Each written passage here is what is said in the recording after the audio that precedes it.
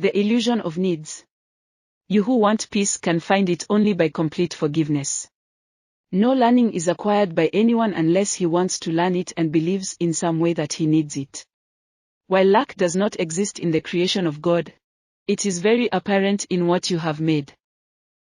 It is in fact the essential difference between them.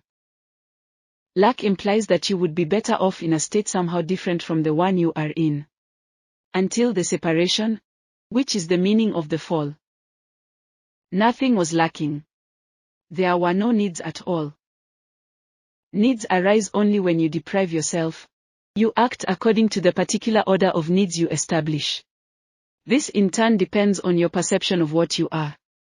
Separation from God is the only lack you really need correct.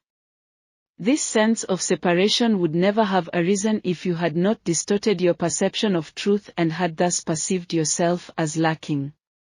The idea of order of needs arose because, having made this fundamental error, you had already fragmented yourself into levels with different needs. As you integrate, you become one, and your needs become one accordingly. Unified needs lead to unified action, because this produces a lack of conflict. The idea of orders of need, which follows from the original error that one can be separated from God, requires correction at its own level before the error of perceiving levels at all can be corrected. You cannot behave effectively while you function on different levels. However, while you do, correction must be introduced vertically from the bottom up. This is because you think you live in space, where concepts such as up and down are meaningful. Ultimately, space is as meaningless as time. Both are merely beliefs. The real purpose of this world is to use it to correct your unbelief. You can never control the effects of fear yourself because you made fear and you believe in what you made. In attitude then, though not in content, you resemble your Creator who has perfect faith in His creations because He created them. Belief produces the acceptance of existence. That is why you can believe what no one else thinks is true. It is true for you because it was made by you.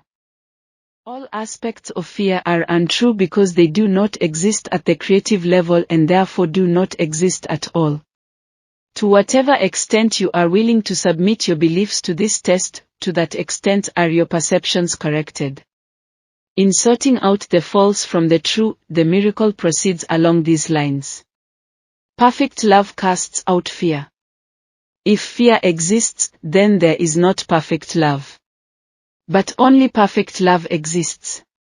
If there is fear, it produces a state that does not exist. Believe this and you will be free. Believe this and you will be free. Only God can establish this solution, and this faith is His gift.